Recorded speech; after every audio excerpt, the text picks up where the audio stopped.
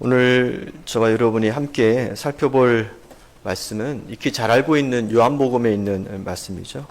요한복음에는 예수님의 7가지 표적이 기록이 되어 있어요. 표적은 기적과는 다르죠. 기적은 영어로 미라클 또는 원더 이렇게 표현하는데 초자연적인 사건이 나타났을 때 우리 기적이다 이런 표현을 합니다. 반면에 표적은 영어로 사인이에요. 표시나 징조로 나타내는 겁니다. 기적과 같은 일이 일어났는데 그 기적과 같은 일 가운데 포함되어 있는 그 뜻이 뭐냐? 기적이라고 하는 것 자체보다는 그 기적 안에 나타내고자 하는 그 본질적인 뜻이 뭐냐? 이럴 때 표적이라고 우리가 사용하는 거예요. 근데 요한복음에는 기적이 아니라 표적으로 7가지의 역사가 나타나는데, 첫 번째가 예수님이 갈릴리 가나의 혼인잔치집에 행한 물이 포도주로 변한 표적이 있었고요. 두 번째 표적은 요한복음 4장으로 넘어가면 가버나움에 있는 왕의 신하를 고쳐주었던 표적이 나옵니다. 세 번째는 요한복음 5장에 우리가 잘 알고 있는 베데스다 연못가에 있는 38년 된 병자를 고쳐줬던 사건이 나오고, 네 번째 표적은 요한복음 6장으로 넘어가면 오병이어의 표적이 나오고요. 다섯 번째는 요한복음 6장에 또 기록되어 있는데 예수님이 물 위로 걸어오신 사건이 있고요. 여섯 번째 표적은 요한복음 9장에 날 때부터 시각장애인이었던 사람을 고쳐줬던 이야기가 나오고, 마지막 일곱 번째는 요한복음 11장에 나사로, 죽은 나사로를 다시 살리신 그 이야기가 기록이 되어 있습니다. 예수님은 포도주가 다 떨어진 혼인 잔치집에 물을 포도주로 바꾸는 놀라운 이 표적을 나타내셨는데, 이는 7가지의 모든 표적에 담겨 있는 본질적인 뜻은 뭐냐? 지금 이런 이적을 나타내 주시는 이분이 바로 하나님의 아들이다. 이분이 우리가 그토록 오랫동안 기다렸던 메시아다. 구원자시다. 라는 사실을 알려주는 겁니다. 저는 오늘 설교의 초점을 이런 표적을 행하신 예수님에게 맞추지 않고 혼인잔치에 함께 참석한 예수님의 어머니였던 마리아에게 초점을 맞추어서 영적 은혜를 나누려고 하는데요. 이 포도주가 다 떨어진 혼인잔치집에서 예수님이 표적을 행할 수 있도록 다리 역할을 해주었던 사람이 마리아였습니다. 그래서 이 마리아의 그 관점에서 인생의 포도주가 떨어진, 다시 말하면 위기와 문제와 어려움이 찾아올 때 그것을 어떻게 회복하고 극복하고 승리할 수 있을까라고 하는 그 주제를 놓고 3가지의 영적 교훈으로 우리가 함께 살펴볼 텐데요. 지금 여러분의 인생 가운데도 이런 문제나 어려움이 있을 수도 있고, 지난 과거에 있을 수도 있었고요. 또 앞으로도 우리 삶 가운데 그런 문제가 있을 때 오늘 주시는 영적인 가르침이 저와 여러분이 승리하며 우리의 이 모습을 통해서 살아계신 하나님, 또 우리를 구원하신 예수 그리스도의 그 모습이 간증으로 나타날 수 있기를 주님의 이름으로 축복합니다. 자, 첫 번째, 어떻게 위기를 극복할 수 있을까요? 첫 출발은 문제를 정확하게 파악하는 겁니다.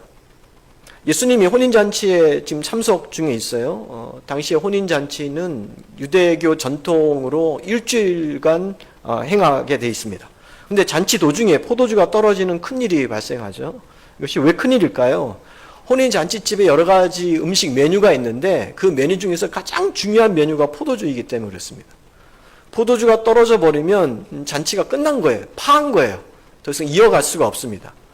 일주일간 지속해야 되는데 중간에 포도주가 없다는 것은 망치는 거죠. 혼인잔치가 기쁨과 많은 사람의 축하를 받지 못하는 그런 문제를 가지고 오는 겁니다. 그런 위기 상황 속에서 마리아가 이 문제를 예수님께 가장 먼저 알려줍니다. 그 장면이 오늘 1절부터 3절까지 나오는데 다시 한번 화면으로 나와 있는 말씀을 볼까요? 이렇게 되어 있습니다. 4월째 되던 날 갈릴리 가나에 혼례가 있어 예수님의 어머니도 거기 계셨고 예수와 그 제자들도 혼례의 청함을 받았더라. 포도주가 떨어진지라 예수의 어머니가 예수께 아뢰되 이르되 저들에게 포도주가 없다. 이렇게 지금 알려주고 있죠. 이 말씀을 보면 마리아가 문제 해결에 아주 결정적인 역할을 지금 캐스팅 보드를 쥐고 있는 것처럼 그런 역할을 하고 있는 겁니다. 그 해결의 출발은 바로 그 잔칫집에 심각한 문제가 있다는 거예요. 다른 사람들 몰라요. 축제의 그 분위기 가운데 있기 때문에 지금 무슨 문제가 실질적으로 이 잔칫집에 있는지를 알 수 없는 거죠. 마리아는 사실 연회장이 아닙니다. 호스팅이 아니에요. 함께 그냥 참석한 사람 중에 한 사람입니다. 그럼에도 지금 이 혼인잔치의 가장 큰 중요한 문제가 무엇인지를 지금 정확하게 알고 있다.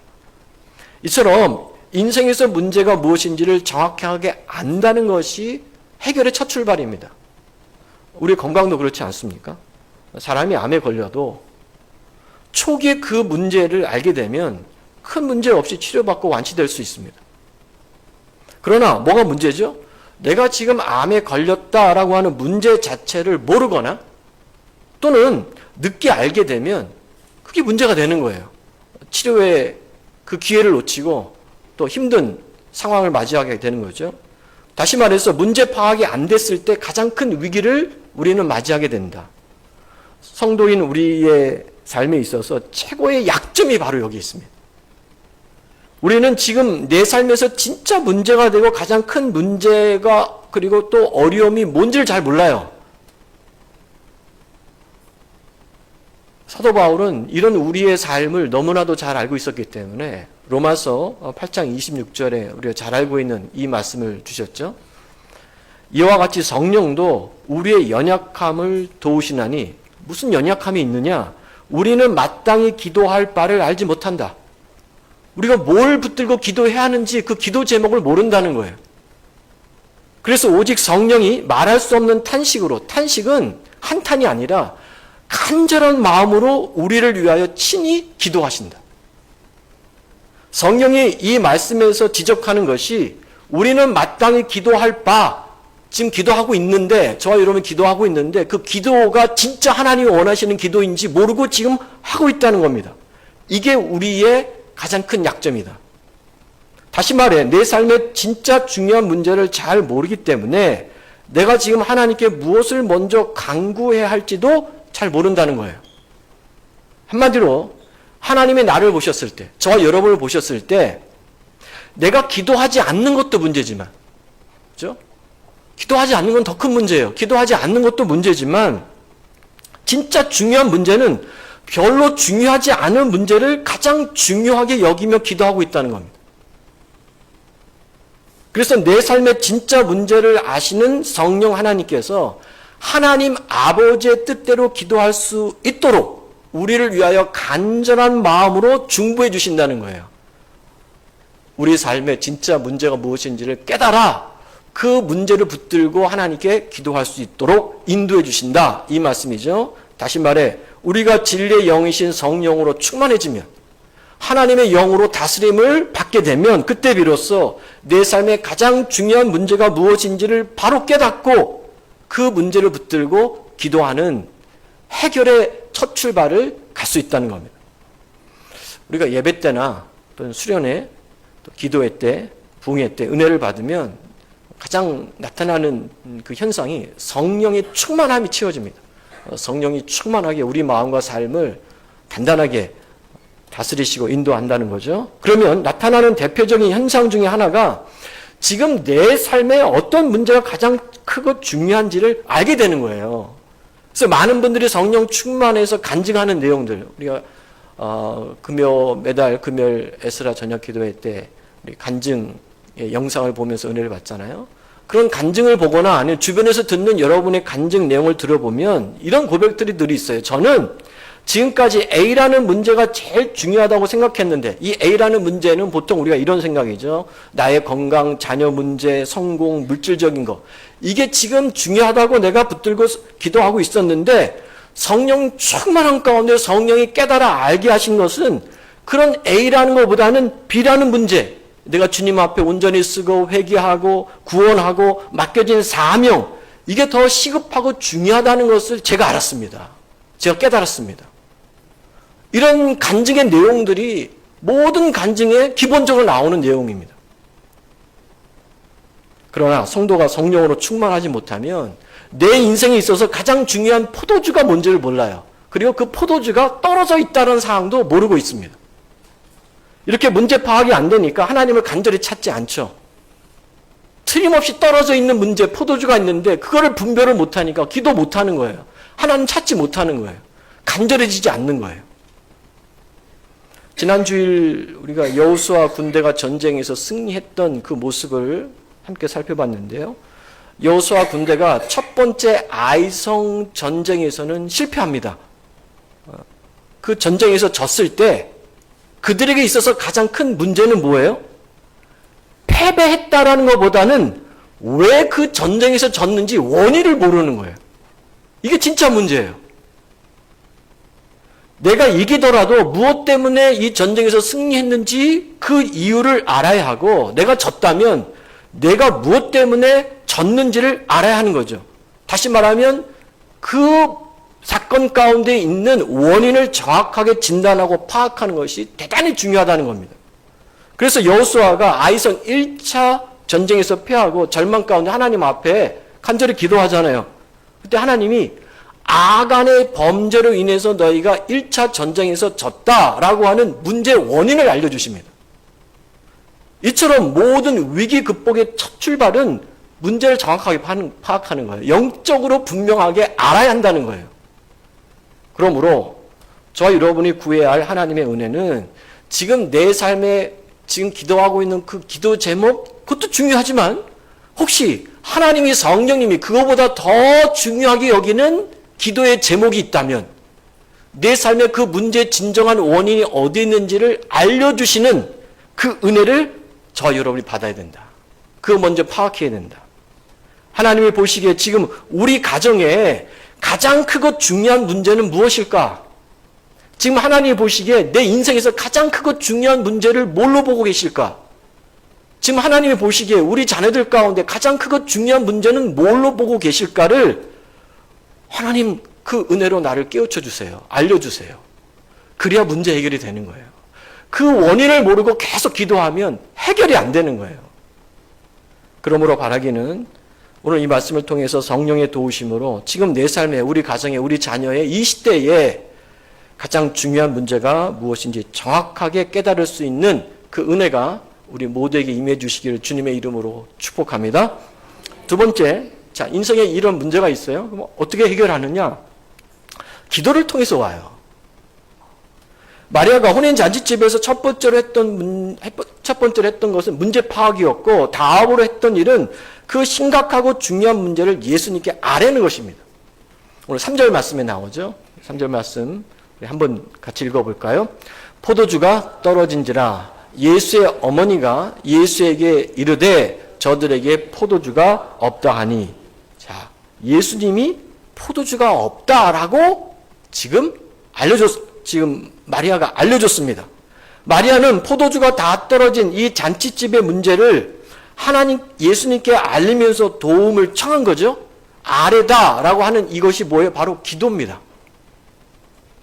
내 문제를 주님께 아뢰면서 도움을 요청하는 행위가 기도라고 우리가 표현하잖아요. 이처럼 인생의 모든 문제 해결은 문제가 무엇인지를 정확하게 파악하고 그런 다음에 그 문제를 놓고 하나님께 기도하는 것으로부터 시작된다는 거죠. 성경에 많은 인물이 있는데 그 어떤 인물보다도 가장 인생의 위기를 맞이했던 그런 인물이 있다면 어떤 인물 여러분 생각하십니까? 저는 구약에는 모세라고 생각하고 신약에는 사도 바울이라고 생각하거든요. 모세가 200만 명이 넘는 이스라엘 백성들을 이끌고 40년 동안 광야 생활을 하면서 숱한 위기와 문제를 만납니다. 모세 이야기가 나오는 출애굽기 민수기의 말씀을 보면 광야에서 끊임없는 문제와 위기를 해결해가는 모세의 모습이 그대로 기록되어 있잖아요. 그런데 모세가 그런 위기와 문제를 만났을 때 어떻게 반응하죠? 무조건 기도해요. 하나님께 기도로 도움을 요청합니다.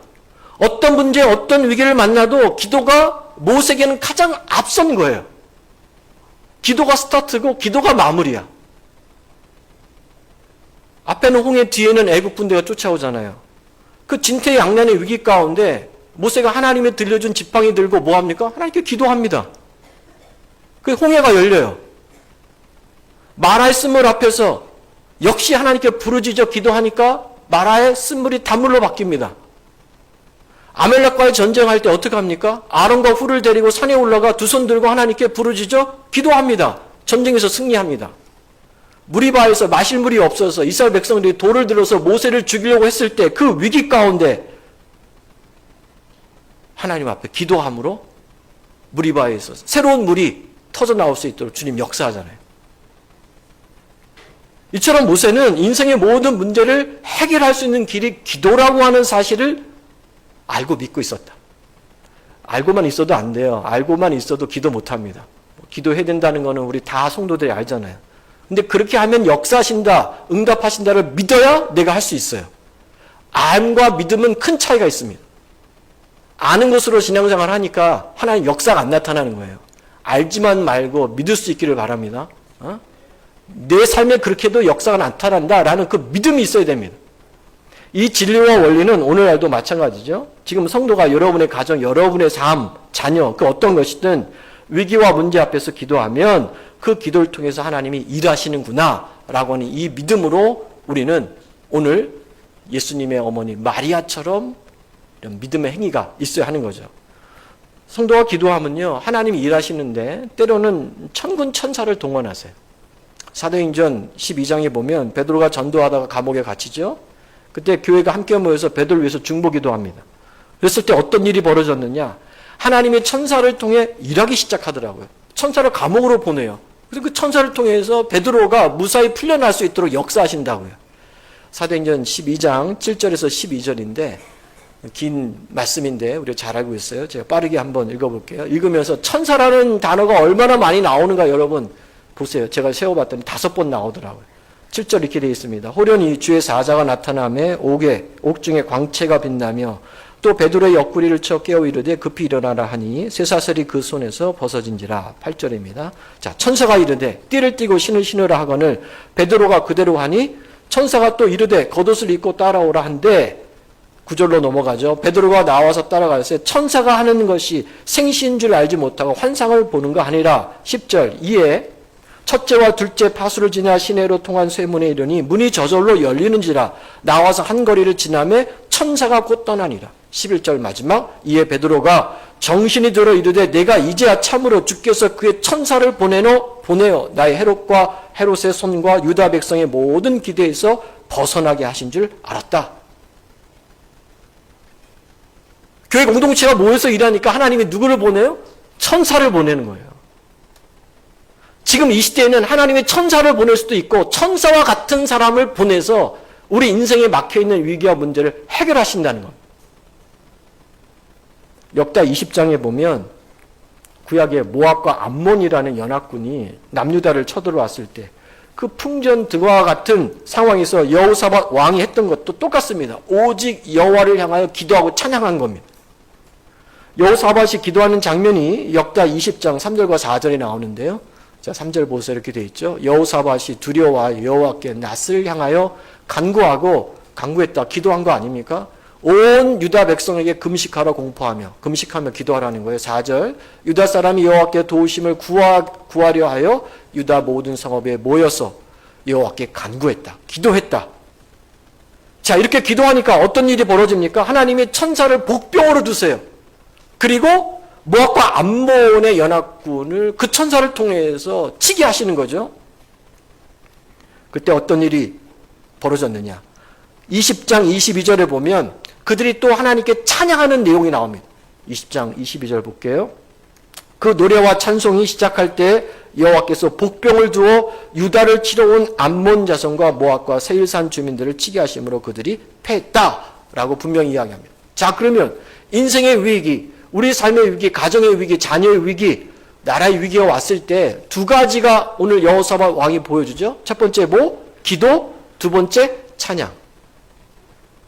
예전에 제가 기도와 이 찬양을 뭐라고 표현했죠?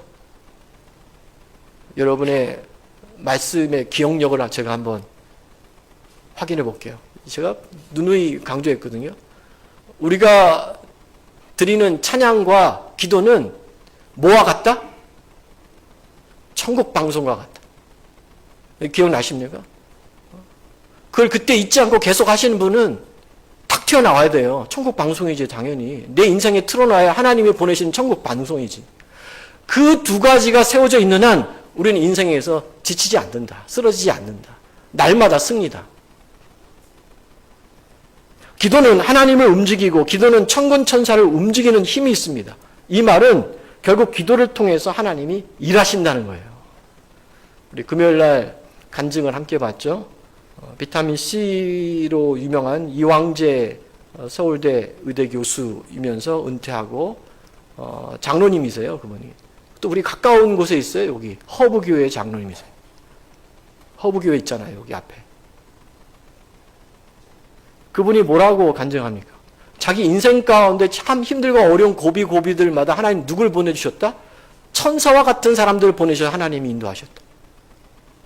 지금 여러분의 삶 가운데 지금 어떤 문제가 해결이 되고 지금 내가 그 고통 가운데 견뎌낼 수 있는 것도 하나님이 보내신 누군가의 천사의 기도와 그 힘으로 여러분이 지금 살고 있다는 거예요. 내가 그렇게 생각하지 않아서 그렇지. 영적으로 살펴보면 하나님이 천사와 같은 사람들을 그때마다 보내주셔서 여러분을 지금 지켜내시고 승리하는 길로 갈 수 있도록 인도하고 계시다는 겁니다. 연약한 우리는 온 우주보다 크신 하나님을 물리적으로 1cm도 움직일 수 없어요.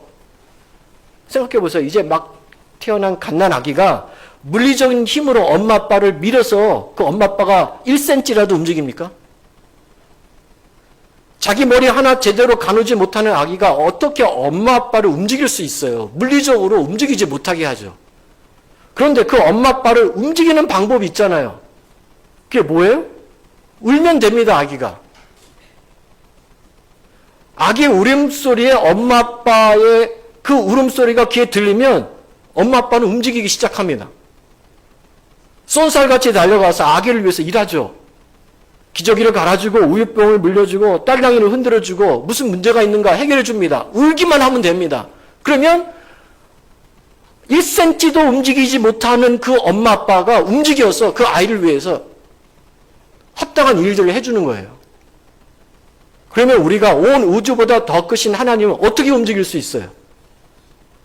하나님을 향하여 부르짖어 기도하면 되는 거예요. 자녀는 우리가 하나님을 향해서 간절히 부르짖어 기도할 때 그때 하나님이 뭐 하시는 거예요? 움직이신다고요. 일하기 시작하신다고요.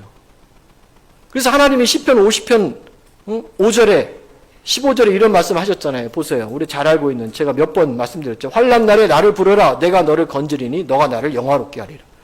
환난 만났을 때, 위기 만났을 때, 어려움 있을 때, 기도 제목 있을 때 어떻게 하라고? 나를 부르라. 이게 뭐예요? 기도하라는 거예요. 그러면 내가 너를 건진다. 응답하겠다. 해결하겠다. 이 말을 달리 표현하면 내가 환난 날에 기도하면 내가 너를 위해서 일할 거라는 거예요. 그러니까 너의 그 울음소리, 너의 기도소리, 너의 찬양소리를 내게 뭐 하라는 거예요? 들리게 해주라는 거예요. 들리면 내가 일한다는 거예요. 아유, 뭐 예수님 들리지 않아도 일해 주시면 안 됩니까? 그런 얘기 하지 마시고.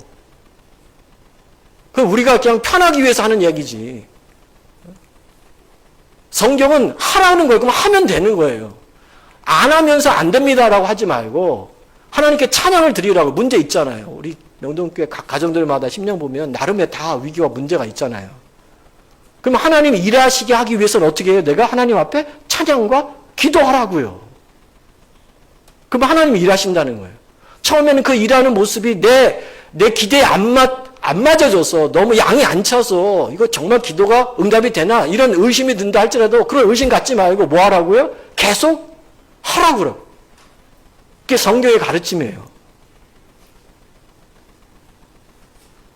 예레미야 33장 3절도 같은 말씀이잖아요. 너는 내게 부르짖으라. 울라는 거예요. 기도하라는 거예요. 그러면 내가 내게 응답하겠고 내가 알지 못하는 크고 은밀한 일을 내게 보여준다. 해결한다는 거예요. 성도들이 간혹 이런 말을 해요. 내가 일하면 내가 일할 뿐이지만 내가 기도하면 하나님이 일하신다. 내가 일하면 내가 하는 것 뿐이에요. 그냥 내 열심 가지고. 그러나 내가 기도하면 누가 일하시는 거예요? 하나님 일하신다고. 여러분 정말 이 사실을 믿습니까? 내가 기도하면 하나님 일하신다. 그 믿음이 있을 때 기도의 자리를 찾게 되는 거예요. 내 삶에서 기도하는 거예요. 의심이 되고 이게 맞을까라고 하는 많은 그런 불안이 있다 할지라도 붙들고 하는 거예요. 이겨내는 거예요. 하다 보면 힘이 생겨요. 하다 보면 믿어져요. 확신이 생겨요. 하나님 그런 확신을 주세요. 사인들을 보내주세요. 마리아는 포도주가 떨어진 문제를 누가 해결해 줄 수 있는지를 정확하게 알고 있었습니다. 그래서 예수님께 아뢰고 그 결과로 물이 포도주로 바뀌는, 그냥 포도주가 아니죠. 성경에 보니까 극상품 포도주로 바뀌는 놀라운 역사를 경험하게 됩니다. 그러므로 바라기는 모든 문제 해결은 기도로부터 시작됨을 믿으시고 새벽에 기도해도 열심을 다해서 이런 믿음으로 기도하시고 저녁 기도해도 모든 기도의 이름으로 모이는 우리의 모임 가운데 이런 큰일을 행하시는 하나님의 풍성한 은혜를 체험하고 간증하는 기도의 승리자들. 그래서 제가 여러분이 저를 볼 때 이분은 기도의 승리자입니다. 기도의 아버지 어머니입니다. 이렇게 불려질 수 있을 정도로 기도하는 저와 여러분이 되길 주의 이름으로 축원합니다. 세 번째 마지막이에요. 하나님의 문제 해결은 순종을 통해서 온다는 겁니다. 마리아가 혼인잔치집의 문제를 파악하고 그 문제를 예수님께 아뢰었을 때 곧바로 문제가 해결되지 않았습니다. 그렇지 않아요? 예수님이 문제를 해결하시기까지 하나도 필요한 과정이 있었는데 그것이 바로 예수님의 말씀에 순종하는 겁니다. 오늘 본문 말씀에 보면 마리아가 예수님께 포도주가 떨어졌다고 문제를 아뢰었을 때 예수님이 곧바로 하늘에서 포도주 수십 통을 잔치집에 배달해 주신 것이 아닙니다. 그러면 어떻게 응답하셨느냐? 예수님이 하인들에게 명령해요. 그게 오늘 7절부터 9절까지 있는 내용이죠. 자, 화면에 나와 있어요. 빠르게 읽겠습니다. 또 머리를 쌌던 수건을 세마포와 함께, 이건 아닌데요. 요한복음 20장이거든요. 요한복음 2장인데. 자, 제가 먼저 읽어드릴게요. 화면 내려도 괜찮아요. 2장 7절부터 9절까지입니다. 예수께서 그들에게 이르시되 항아리에 물을 채우라 하신즉 아기까지 채우니 이제는 떠서 연회장에 갖다 주라 하심에 갖다 주었더니 영회자는 물로 된 포도주를 맛보고도 어디서 났는지 알지 못하되 물 떠온 하인들은 알더라. 이렇게 지금 이야기하고 있잖아요. 방금 보신 것처럼 예수님은 마리아의 요청에 대한 응답으로 그 집 하인들에게 딱 한 가지를 요구한 거예요. 순종을 요구한 거예요. 그 순종의 내용은 너희가 먼저 항아리에 물을 가득 채우고 그 물을 연회장에 갖다 주는 요게 순종의 내용이죠. 자, 이 하인들이 예수님의 말씀에 그대로 순종해서 항아리의 물에 아기까지 가득 채우고 그 물을 떠서 연회장에 가지고 가는 도중에 그 어느 한순간에 물이 포도주로 바뀌는 놀라운 역사가 일어났다. 문제를 파악했습니다. 붙들고 기도합니다. 그리고 하나님이 하시라고 하는 그 무엇인가에 내가 순종하는 그 과정 가운데 해결이 온다는 거예요. 아주 중요한 메시지예요, 여러분. 우리 기도가 왜 이렇게 응답이 안 되지? 왜 이렇게 하나님의 시원한 그런 응답의 역사가 없을까? 이렇게 생각하는 분이 있다면 생각해 보세요. 우리가 하나님 앞에 어떤 문제와 위기 앞에서 기도하면 하나님이 바로 완성된 응답을 주실 때도 있어요. 하지만 오늘 포도주 사건처럼 어떤 말씀이나 성령의 감동을 먼저 응답으로 주실 때가 있다는 거예요. 근데 우리는 전자만을 생각하죠. 기도하면 곧바로 해결돼서 우리 가운데 오는 것만 생각하고 있기 때문에 그렇게 되지 않으면 그 힘든 거예요. 그 중간 과정 가운데 바로 응답이 아니라 뭔가를 말씀이나 성령의 감동으로 그 문제 해결을 하기 위해서 순종해야 할 것을 알려주실 때가 우리 가운데 있다. 그래서 우리가 그 말씀과 성령의 감동에 순종할 때 비로소 응답의 응답의 은혜를 받는 거예요. 우리가 신앙생활을 하면서 자주 하는 실수 중에 하나가 바로 이거예요. 문제 해결만을 위해서 기도만 하고 있을 때가 너무 많다. 다시 말씀드려요. 문제 해결을 위해서 기도만 계속하고 있을 때가 너무 많다는 거예요. 기도 응답 과정 가운데 분명히 하나님 주시는 말씀, 깨달음, 성령의 감동, 그것에는 순종하지 않고 기도만 계속, 포도주만 계속 달라고 하면 물이 포도주로 바뀌는 역사가 없다니까요. 아이성 전투를 다시 한번 생각해 보세요. 여호수아가 첫 번째 아이성 전투에서 패배하자 하나님 앞에 엎드려 기도했잖아요. 그랬을 때 하나님이 주신 응답이 곧바로 전쟁에서 승리하는 결과물을 주지 않았습니다. 너희가 패배했구나. 그 문제를 알고 하나님 앞에 기도했더니 하나님 그 다음에 2차 전투에서 그냥 바로 승리할 수 있도록 그렇게 연결되지 않는다는 거예요. 그러면 하나님 주신 응답이 뭐예요? 그 중간에 하나님의 도우심을 맡고 있는 아간의 범죄를 깨닫게 하시죠. 하나님의 것을 훔쳐간 아간의 범죄는 우리의 인간적인 관점에서 보면 전쟁과는 아무 상관이 없어요. 아간은 한 사람의 범죄지 그게 지금 아이성과 전투하는데 무슨 상관이 있어요? 전쟁하고는. 예를 들어서 이스라엘 백성들의 전투력이 약해졌다든지 아니 이스라엘 백성이 군인들이 도망갔다든지 뭐 이런 연관이 있을 때는 전쟁과는 질 수밖에 없겠구나 이렇게 생각할 수 있지만 아간의 범죄하고 이스라엘 백성들이 아이성 이 전쟁에서 패배한 건 무슨 상관이 있어요? 아무것도 없거든요. 그러나 그렇지 않다라는 거예요. 한마디로 하나님의 응답과 승리를 향해서 나가는 과정 가운데 반드시 제거해야 할 장애물이었다는 거예요. 그래서 여호수아가 기도했을 때 하나님 주신 응답은 바로 승리가 아니라 이 아간의 범죄를 제거하라는 것이었고 그 말씀에 여호수아가 순종할 때 여호수아가 그래서 아간의 범죄를 제거했을 때 2차 전투에서 어떻게 되는 거예요? 승리하게 되는 거예요. 히브리서 11장에 나오는 모든 믿음의 선진들도 다 이런 믿음과 순종으로 하나님의 역사, 놀라운 역사를 그들의 삶으로 간증한 것 아닙니까? 아벨도, 에녹도, 노아도, 아브라함도, 사라도, 이삭도, 야곱도, 요셉도, 모세도, 라합도, 기드온과 바락, 삼손, 입다, 다윗, 사무엘, 선지자 모든 사람들이 다 하나님의 이 말씀에 순종해서 믿음으로 뭐 한 거예요? 놀라운 하나님의 역사를 문제 해결에 은혜를 입었던 사람들입니다. 그래서 히브리서 11장 6절에 이런 말씀이 나오잖아요. 우리 잘 알고 있는 믿음 없이는 하나님을 기쁘게 하지 못합니다. 믿음, 순종 없이는 하나님을 기쁘게 하지 못합니다. 그래서 하나님께 나아가는 자는 하나님을 믿는 사람들은 저와 여러분들은 첫 번째 하나님이 살아계신다는 것을 믿어야 되고 두 번째 그가 자기를 찾는 자에게 하나님을 찾는 자에게는 반드시 상을 주신다라는 이 사실을 믿고 순종하며 나아갈 때 하나님 역사한다는 거예요. 그랬을 때 우리는 구약에 기록되어 있는 나를 치료하시는 하나님의 은혜를 받기도 하고 나의 앞날을 미리 예비하시는 여호와 이레의 하나님을 만나기도 하고 우리를 승리하게 하시는 여호와 니시 하나님도 만나는 것이고 우리를 늘 평강 가운데 인도하시는 여호와 샬롬의 하나님도 만나고 우리의 목자 되시는 여호와 로이의 하나님도 만나는 것이고 어디까지나 우리와 동행하시는 여호와 삼마의 하나님도 만나는 것이고 여기까지 우리를 도와주신 하나님 에베네셀의 하나님도 만나는 거예요. 순종 빼놓고는 일어나지 않는다는 겁니다. 오늘날 우리도 마찬가지죠. 우리가 하나님 앞에 나와 어떤 문제와 필요를 놓고 간절히 기도하면 하나님이 우리가 기대하는 응답을 바로 주시는 경우도 있습니다. 없는 경우가 아니에요. 그런데 그렇게 주시기만을 기다리고 있으면 안 돼요. 어떤 경우에는 우리가 먼저 들려주시는 이런 설교의 말씀, 여러분이 읽는 성경 또는 내가 주님과 함께하는 그 영적 시간을 통해서 알려주시는 말씀과 성령의 감동으로 응답해 주실 때가 있다. 예를 들면 이런 거죠. 내 지금 집 문제 놓고 기도하고 있어요.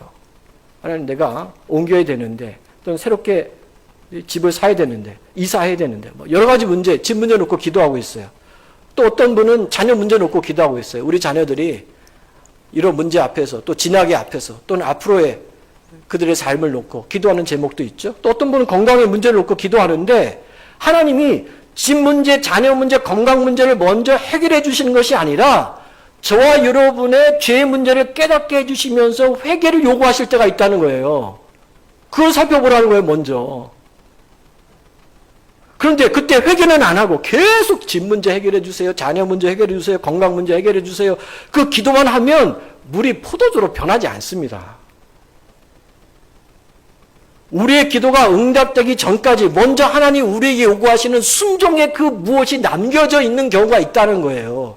하나님이 먼저 순종하기를 원하시는 그것이 무엇인가를 내가 성령 앞에 내놓고 기도할 때 성령님이 깨달아 알게 해주신다는 거예요.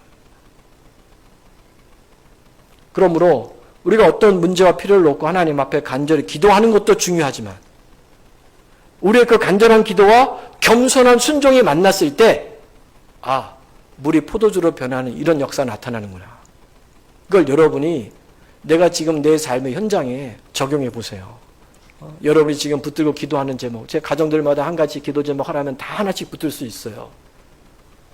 그 기도 제목이 하나님 은혜로 당장 해결될 수도 있지만 혹시라도 그 안에 내가 먼저 하나님 앞에 순종해야 할 그 무엇인가가 있는데 내가 놓치고 있는 것은 아닌가. 지금도 수없이 하나님의 말씀으로 알려주시고 또 성령의 감동으로 깨우침 해주시는데 내가 그것이 영적으로 둔해서 못 알아듣는 것은 아닌가. 하나님 그것이 있다면 내가 바르게 알 수 있도록 도와달라고. 기도에서 그 순종을 여러분이 진행할 때 그 순종의 삶의 그 도중 어느 한순간에 여러분이 지금 붙들고 기도하는 기도가 응답의 역사로 나타난다. 마리아는 이 사실을 잘 알고 있었죠. 그래서 예수님께 도움을 요청한 후에 하인들에게 이렇게 이야기합니다. 5절 말씀이에요. 마지막 말씀인데 이렇게 되어 있죠. 그의 어머니가 하인들에게 이르되 너에게 무슨 말씀을 하시든지 그대로 하라. 마리아는 내가 지금 예수님께 문제 해결해 달라고 기도했어. 근데 이것만으로는 충분하지 않아. 지금까지 예수님이 너에게 어떤 말씀을 하시든지 너희들이 그대로 순종해야 돼. 그래야 물이 포도주로 변하는 응답이 나타난다. 역사가 나타난다. 우리에게도 이런 마리아의 자세와 믿음이 세워질 수 있길 주의 이름으로 축원합니다. 오늘 말씀을 정리할게요. 예수님의 공생의 기간에 갈릴리 가나 혼인잔치집에서 행했던 첫 번째 표적은 인생의 위기 가운데 뭔가 떨어질 때가 있다. 그게 건강이든 물질이든 소망이든 어떤 것이든 떨어질 때가 있어요. 그런데 오늘 말씀해 보니까 그 떨어짐이 끝이 아니더라고요. 이전보다 더 좋은 극상품 포도주를 얻고 기쁨으로 끝나더라고요. 이 이야기가. 이걸 반전이라고 하죠. 또는 변화라고 표현합니다. 분명히 문제와 위기로 시작했는데 더 좋은 포도주를 얻게 되고 더 큰 기쁨으로 끝이 났다. 어떻게 이렇게 됐을까? 세 가지입니다. 아주 세 가지를 핵심 단어로 제가 알려드릴게요. 첫 번째, 문제 파악. 도대체 내가 갖고 있는 인생의 진짜 문제가 뭔가를 파악 좀 하시라고요. 우리가 주제 파악 이렇게 하는 것처럼 문제 파악. 도대체 뭐가 문제냐? 내 신앙생활에, 내 믿음 생활에, 우리 가정에, 내 삶에 도대체 뭐가 문제인가? 성령님 알려주세요. 문제 파악. 두 번째, 기도. 하나님께 아뢰세요. 기도하면 하나님이 그때부터 일하기 시작한다. 하나님을 움직이게 하는 힘은 우리의 기도와 찬양이다. 어린아이를 통해서 부모가 움직이게 하는 것은 울음이다. 세 번째 뭐예요? 순종. 기도 응답이 우리 가운데 나타나는데 그 중간에 우리가 먼저 해결해야 할 순종의 문제가 있을 수도 있다. 그러면 그 순종이 무엇인가를 알 수 있는 그 지혜가 필요하다. 이 세 가지가 바로 우리의 인생에 때로는 해결하기 힘든 문제를 극복할 수 있는, 역전할 수 있는 놀라운 비결이라는 것이죠. 그렇게 간절한 기도와 겸손한 순종이 만났을 때 물이 포도주로 변하는 은혜를 잊게 됩니다. 그 결과 문제가 응답으로 바뀌었고 위기가 기회로 바뀌었고요. 슬픔이 기쁨과 찬양으로 바뀌게 되죠. 저와 여러분의 신앙생활에서도 이런 역사를 경험하셔야 돼요. 체험으로 여러분 가운데 세워놓으셔야 돼요. 우리 삶의 문제가 응답으로 바뀌고 우리의 마음속에 있는 큰 근심과 슬픔이 기쁨과 찬양으로 바뀌는 이런 역사가 나타나야 되지 않습니까? 여러분 가정 가운데 필요한 것 아닙니까? 여러분 심령 가운데 지금 있어야 할 내용들이 아닙니까? 바라기는 인생의 모든 문제와 위기 앞에서 마리아처럼 간절히 기도하시고 하인들처럼 겸손히 순종해서 맹물과 같은, 오늘 전도사님 얘기했잖아요. 맹물이 아니라 생명수. 그냥 맹물 마시고 갈증이 해결했다. 그거는 또 물을 마셔야 돼요. 진정한 생명수 대신 예수님으로 인하여 저와 여러분의 삶에 놀라운 응답의 역사가 날마다 채워지는 우리 모두가 될 수 있기를 주의 이름으로 축원합니다.